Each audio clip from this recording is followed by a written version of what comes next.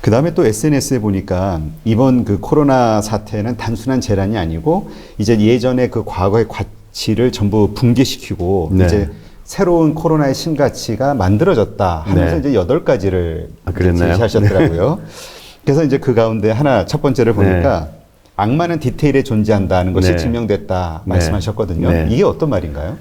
우리나라도 초기에 한 달 전에 마스크 없어가지고 난리 쳤고요. 네. 그 다음에 세 가지인데요. 마스크가 있어야 되고, 그 다음에 그게 이제 ACE2라는 리셉터에 달라붙습니다. 그러면 달라붙으면 그 박테리아가 셀에 들어가서 막 증식을 하는데 이게 현재 치료법이 없지 않습니까? 네. 그래서 나와 있는 가장 유사한 치료법이 뭐냐 하면 말라리아 치료제예요. 그래서 말라리아 치료제는 주사를 놓으면 세포 안에 가서 징크를 증가시킵니다. 그럼 징크를 증가시키면 이 안에 있는 이 코로나 바이러스의 양이 증가하지 못해요. 그래서 이제 말라리아 주사가 있어야 되고, 그 다음에 세 번째는 얘네들이 들어가서 폐세포를 파괴시킵니다. 이게 자가가 됐든 타가가 됐든. 그러면 생존하기 위해서는 산소호흡기가 있어야 되는데, 이것들은 뭐 웬만한 선진국이나 미국이나 한국에는 당연히 있어야 되는 건데, 그렇죠. 그게 그냥 장부상에만 있었고, 실제로는 마스크 뭐 한국에 별로 있었다 없었다 난리가 났었고, 그러니까 결국에 가서는 그런 것들을 다 정치하는 사람들이 야 장부에 뭐 100만 개 있는데, 그래서 뉴욕에서 가서 딱 열어보니까 뭐 그 벤틸레이터라고 하는데, 벤틸레이터가 뭐 20-30%는 다 고장 났고 뭐 이런 거고 올드 패션이고, 이태리에서 난리가 난 게 그 사회보장제대로 야 뭐 이거 할 사람이 그렇게 많이 필요해서 이태리 전체에 3,000개밖에 없었거든요. 아, 인공호흡기가. 인공호흡기가. 근데 갑자기 중환자가 10,000명이 넘는 거죠. 그럼 10,000명 있는데 3,000개를 누구한테 씌우느냐 문제가 나오는 거죠. 그래서 굉장히 우습게 봤던 이 저급 기술이죠. 사실은 뭐 그게 대단한 기술은 그렇죠. 아닌데, 말라리아 치료제 옛날부터 있었던 거고 이것도 있었던 그런 것에 대해서 위에서 그냥 디테일하지 않게 현장 관리가 안 된 데들은 사실은 다 이번에 된통으로 혼이 났다.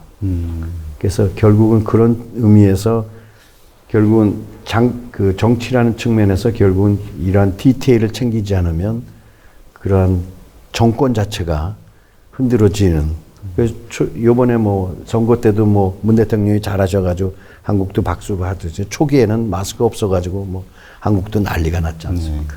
결국 디테일 자체가 이제 크게 문제가 되는 것 같아요. 그러니까 앞으로 그런 것들이 더 중요하게 여겨지는 이제 세상이 될 것이다. 저는 그렇게 보고 있는 거죠. 네. 네. 그다음 이제 두 번째 이야기하신 게 이제 바이러스 전염 스피드보다 더 빠른 스피드하고 블리츠와 심플하게 움직여야 살아남는다. 네. 이런 말씀을 하셨어요. 네. FDA에서 승인 받으려면 네. 뭐 그 CNN 같은 데서 보면 미국 대통령은 야 말라리아 치료제 써. 그럼 미국의 질병관리본부장은 입증 안 돼서 못 씁니다. 그러면 그 사이에 결국은 허가 문제와 리스크의 문제거든요. 그러니까 허가가 안 됐을 때 잘못됐을 때 죽는 사람 수하고 이걸 썼을 때 살리는 사람의 문제거든요. 그러면 결론적으로 그러한 것들이 스피디하게 우리나라는 사실은 그런 면에서 대단히 잘한 거죠. 예를 들면 개인정보법이나 뭐 이런 것 따지면 한국에서 지금 그 환자들 트래킹하고 하는 거 다 그렇죠. 위법이거든요. 근데 전시사항으로 준해서 그냥 다 해버린 거란 말이에요. 그것도 동해 수준에서 했단 말이에요. 그거는 아마 따지고 들어가면 개인정보법에 전부 고속감일 거예요. 유럽이나 미국에서는 그거 하려면 법을 바꿔야 되거든요. 그러다 보면 뭐 3개월 사이에 수백만 명이 죽는 거죠. 결국은 앞으로는 결국은 전 세계가 연결되어 있으니까 그런 파이낸셜 리스크, 그 다음에 뭐 바이올로지컬 하자드 리스크 이런 것들이 언익스펙티드로 생각보다 빠르게 오니까 디시전 프로세스가 무슨 컨퍼런스 만들어서 뭐 3개월 리뷰하고 이래가지고는 되는 게 아니다.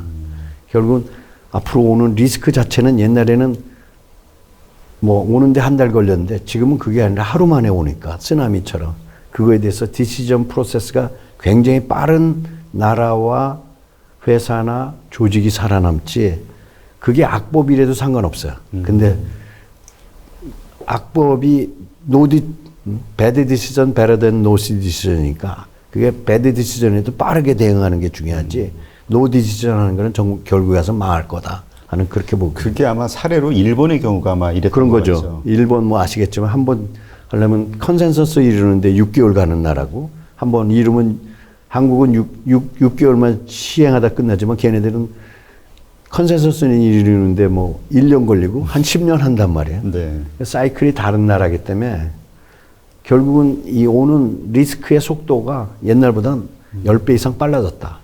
그러면 디시전의 프로세스가 10배 정도 빨라지지 않으면 굉장히 문제가 될 것 같다. 그런 생각입니다. 하긴 뭐 이번에 코로나 사태가 아니었으면 모두가 일반적으로 개인의 자유를 이렇게 제한하는 거에 대해서는 상당한 반감들이 있었는데 이번에는 그냥 자연스럽게 살기 위해서 이게 어느 정도 다 허용하는 게 공감이 됐던 것 같은 그런 생각이 드네요. 자, 세 번째로는 그 역시 이제 연관되는 것 같은데 자유와 개인정보를 보호하는 자유와 개인정보를 최우선으로 보호하는 개인주의가 강한 그 미국과 유럽이 감염자를 이제 트래킹하지 못했잖아요. 그래서 바이러스 확대가 됐고 이것 때문에 이제 지금 얘기했던 그런 어떤 그 통제를 위해서 좀 제한하는 일들이 있을 것이다. 네. 이렇게 말씀을 하셨거든요. 네. 결국은 한국은 그게 저절로 이루어진 거고 그리고 사람들이 그게 모범사례라고 박수를 치고 있단 말이에요. 결국은 이걸 통해서 누군가는 또 이런 용도가 아니라도 다른 용도 쪽에 전시사항이나 이런 쪽으로 하면서 그런 분위기를 조성을 하면서 또 그것이 이런 데는 꼭 그래야 되지만 아닌 경우에도 그렇게 갈 수 있는 패턴은 있을 수 있다. 그런 부분들이 역작용으로 나올 수도 있다.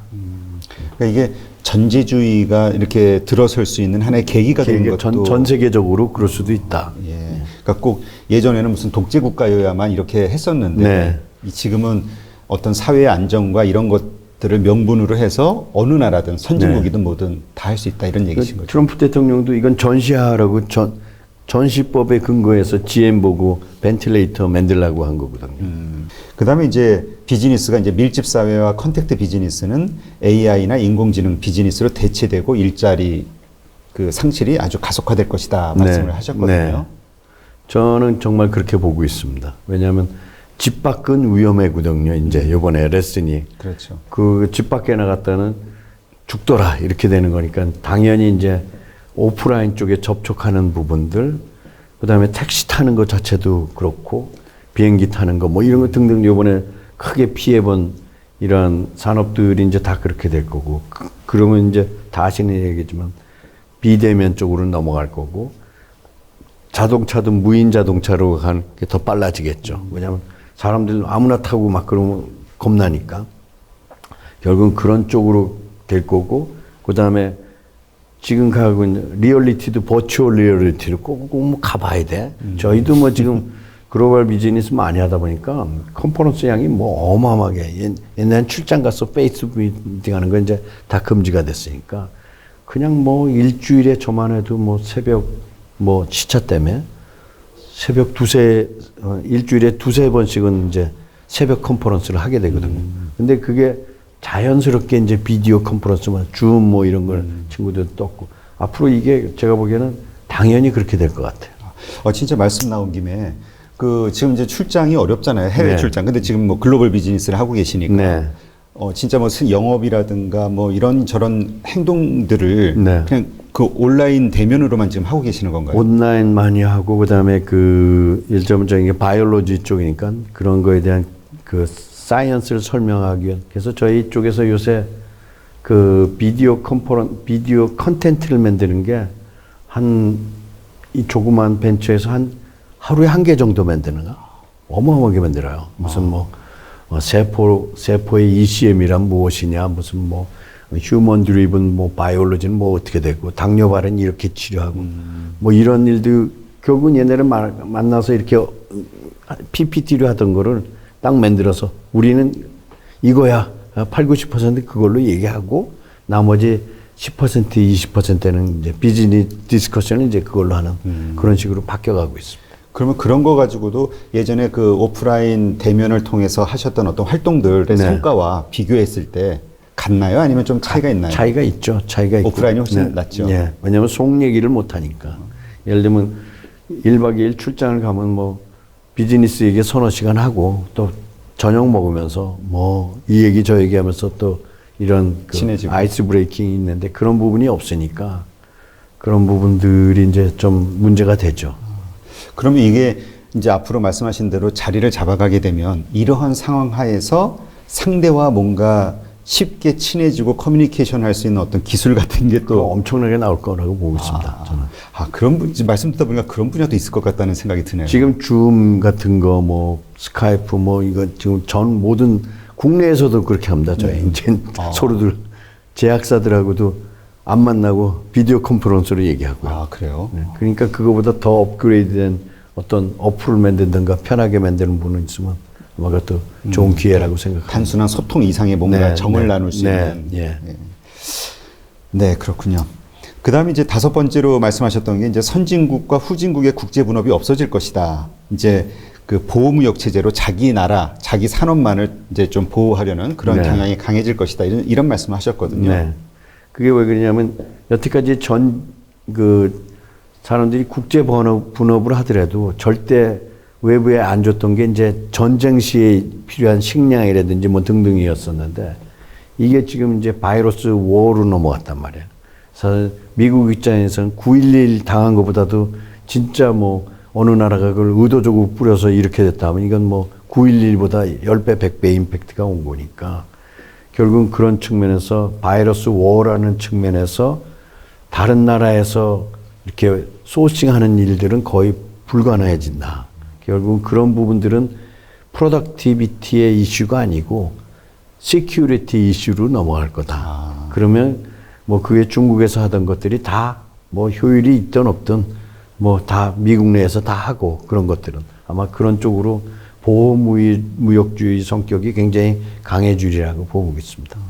근데 이제 그렇게 되면은 우리 같이 수출로 먹고 사는 나라들은 이제 네. 점점 어려워지는 거잖아요. 점점 신흥국들은. 어려워지죠. 네. 그럼 이런 상태에서 우리가 이거를 극복해 나갈 수 있는 뭐 방법이랄까? 혹시 생각해 보신 게 있으신가요? 그러니까 그러면 결국에 와서는 그 나라의 시장을 먹어야 되는데 네. 그거를 이제 뭐 가장 상식적인 게 여기서 물건을 만들어서 그 나라에 수출하거나 아니면 어느 리전에서 한 군데를 만들어서 거기에서 뭐 싱가포르에서 만들어서 동남아를 커버하거나 이런 것보다는 다른 형태로 어떠한 최종적인 테크놀로지가 아마 좀 넘어가야 될 것 같고 제 생각에는 테크놀로지 넘겨주고 마켓은 가져오는 쪽으로 넘어가야 될 것 같고 그다음에 그 바이오 국방이란 측면이나 인더스트리 시큐리티란 측면에서 새로운 비즈니스를 그 사람들한테 줄 수 있는 안심을 줄 수 있는 뭐 그런 것들이 좀 필요하지 않나 생각을 합니다. 네, 그렇군요. 그러니까 하여튼 이번 그 코로나 사태 이전과 이후가 세상이 완전히 달라질 거라고 많은 분들이 얘기를 하시는데 네. 정말 그럴 수밖에 없는 환경이 돼가는 것 같네요. 저는 앞으로 그렇게 그러니까 코로나로 인한 이코노믹 블랙스완은 아직 인제 시작이지 않습니까? 네, 그렇죠. 인제 시작이고 그다음에 결국은 삶의 활동 서프라이 체인도 다 단절이 됐고 뭐 움직이는 게 데이터밖에 없는 거고 그다음에 이제 미국이나 유럽이 이거 끝난 다음에 이 중국에 대해서 이 코로나 바이러스에 대해서 얼마나 더 세게 밀어붙일까에 따라서 향후 6개월이 달라질 것 같고 그러다 보면은 이제 여러 가지 전혀 경험하지 못했던 새로운 비즈니스 찬스와 위험이 오리라고 보고 있습니다. 그러니까 위기는 기회와 함께 온다 이렇게 저는 생각을 그렇게 하시는 거죠. 보는 겁니다. 네. 지금 뭐 말씀하신 것처럼 그 지문 인식이 사실 그동안 대세 그 보안의 어떤 네. 그 저거였잖아요. 네. 근데 대명사였는데 이번에 이제 이 터치식 IT 기술은 종말을 구할 것이다 말씀하셨거든요. 네네.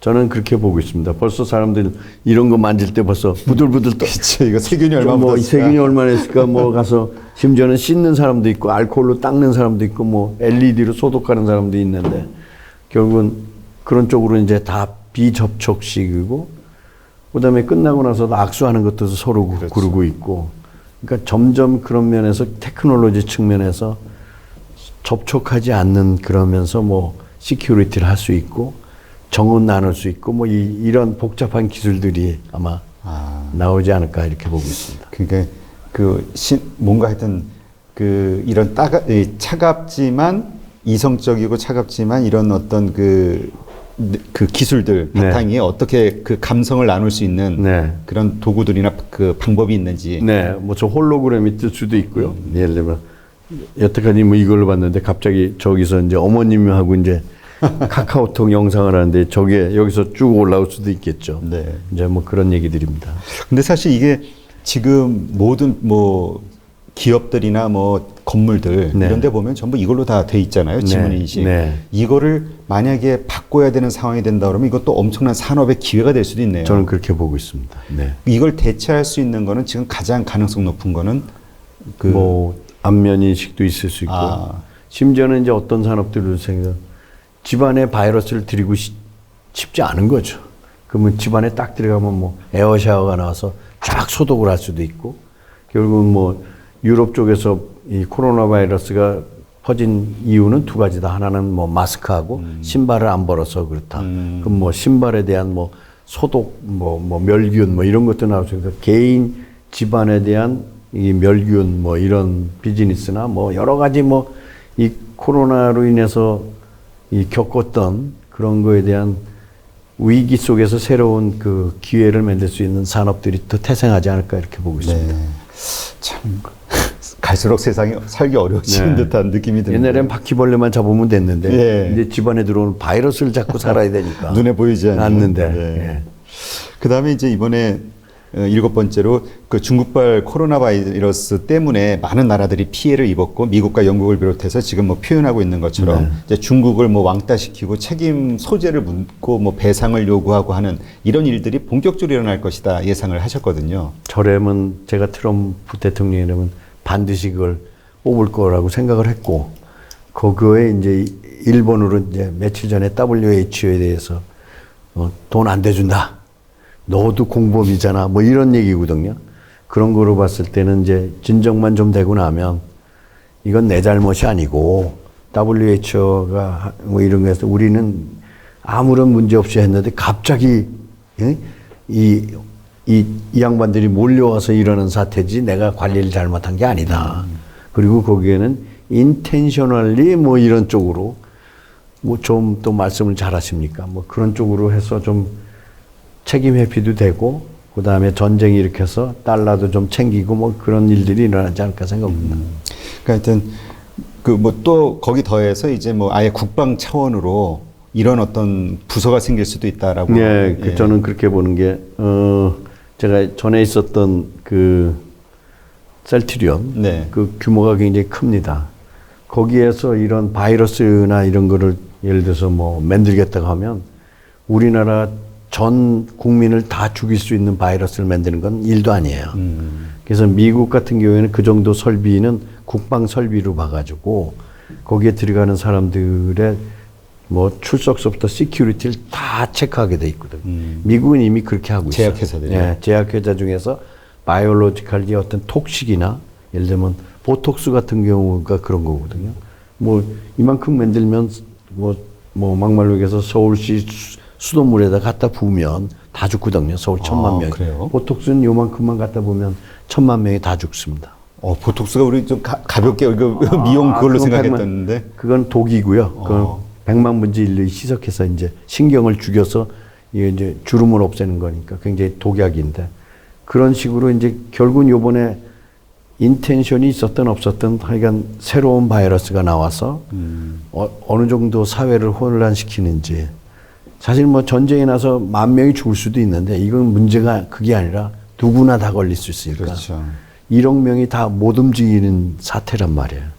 그런 거로 봐서는 날라오는 미사일에 대한 디펜스 시스템은 돼 있지만 이 눈에 보이지 않는 바이러스에 대한 건 없기 때문에 아마 제 생각에는 뭐 좀 선진국들은 제가 보기에는 앞으로 패스포트에는 저게 붙을 수도 있다고 생각해요. 그러니까 어떤 자기가 주사를 맞았다. 이뮤니티, 면역. 그래서 뭐 남미 같은 데 가면 뭐 옐로우 피버, 뭐 황열병 뭐 이런 것들 몇 개 맞잖아요. 네네. 앞으로 코로나 바이러스 너 백신 맞았어 안 맞았어? 안 맞았으면 못 들어와. 못 들어와. 그렇게 되지 않을까요? 그래서 그런 이뮤니티 패스트 버스 컨트롤이라는 게 얼굴만 보는 게 아니라 그 사람 피까지 보는 거죠. 근데 그 피는 볼 수 없으니까 그걸 안 봤다가는 나중에 요번 같은 사태가 일어나지 말라는 법이 없거든요. 그러니까 한 사람 들어오면 확 번져버리니까. 그러니까 너 이거 받았어 안 받았어?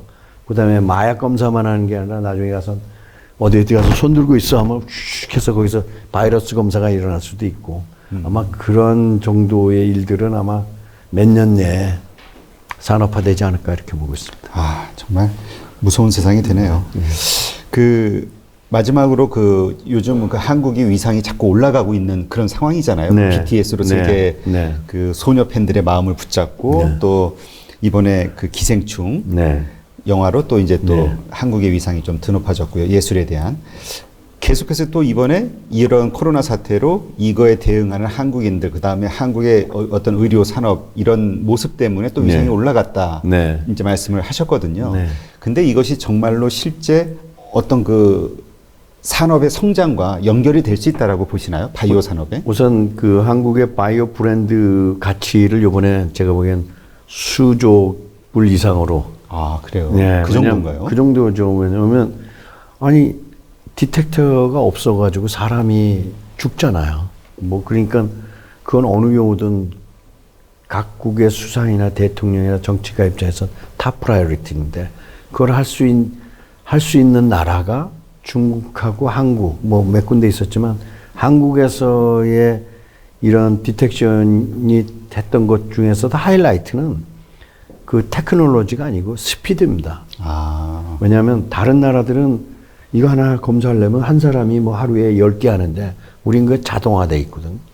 그다음에 두 번째는 이게 한 세대를 걸칠 때마다 이 뮤테이션이 일어납니다. 코로나 바이러스도 벌써 100번 이상 변했거든요. 진화한다. 네. 그러면 거기에 들어가는 디텍터에 들어가는 DNA도 바뀌어야 되거든요. 근데 한국은 그런 시스템을 가지고 있어요. 검사하면서 바뀐 뮤테이션이 데이터베이스로 가서 새로운 A 다시 뭐 일주일 뒤에 있는 A2 다시 이런 것들이 계속 업데이트가 자동으로 일어나는 것.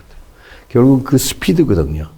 그래서 한국은 결국에 가서는 우리가 빨리빨리라는 것들에 대해서 굉장히 무시했었지만은 네. 결국은 지금 한국을 끌어올린 거는 결국은 저는 그렇게 보고 빨리빨리. 네, 빨리빨리. 그러면서도 그게 굉장히 퀀텀 점프식으로. 그러니까 그런 것 같아요. 저도 뭐 유럽에서 10년 이상 살아봤지만은 정말 뭐 하나 하려 그러면 아시잖아요. 뭐 택배 한국에서는 뭐 저녁에 유치하면 새벽에 자기 문 앞에 와 있는데 4시간이면 오는데 뭐 유럽에서는 그거 상상도 할 수 없는 일이고 결국은 그런 면에서 결국은 정확하고 빠르다는 거, 그 중에서도 빠르다는 거. 뭐 미국이 그 디텍터 만들려면 그건 한국보다 10배, 100배 더 훨씬 더 잘 만들 수 있는 기술을 가지고 있어요. 근데 문제는 스피드. 그걸 활용하는 사람들의 네, 스피드. 검사하는 스피드. 틀림없이 그렇습니다. 미국의 바이올로지 기술은 한국보다 10배도 더 원천 기술을 가지고 있기 때문에 훨씬 잘할 수 있는데 문제는 이게 3개월 사이에 몇만 명이 죽는데 거기에 그 할 시간 없다는 거죠. 네. 아, 근데 지금 말씀 들으면서 제가 새삼 이렇게 알게 된 게 그 외국에서 이제 우리한테 막 원조를 요청하고 막 이런 것이 저는 우리 진단 키트의 어떤 기술력이라고 생각했는데 사실은 그걸 통해서 우리 수많은 사람들이 임상 막 실험을 하면서 쌓인 데이터와 함께 네. 스피드. 예. 굉장히 스피디한 업데이트. 그다음에 검사 자체를 AI로 자동으로 해버려요. 그럼 이게 첫 번째 나왔던 그 진단 키트와 한 달 후 진단 키트의 내용은 완전히 틀리는 거군요. 그건 왜냐하면 뮤테이션이 일어나니까. 아, 그걸 이제 계속 업데이트를 우리가 해준다. 바이러스도 시집장가 가가지고 계속 애들이 나오거든요. 그러니까 걔네는 한 세대 지나고 나면 손자 100대 할아버지 때하고 밑에 손자하고는 100명 거치면서 사람 100명 거치면서 이게 다 변하잖아요. 네. 그런데 이걸 가지고 디텍션하면 센시티비티라 그러는데 맞는 게 굉장히 떨어지는 거죠. 현업에서 전문가의 입장에서 말씀을 들으니까 아, 이러한 세상이 이러한 방식으로 바뀌겠구나, 또 이러한 면이 또 우리가 생각해 보는 게 필요하겠구나라는 걸 느끼게 된 그런 시간이었던 것 같습니다.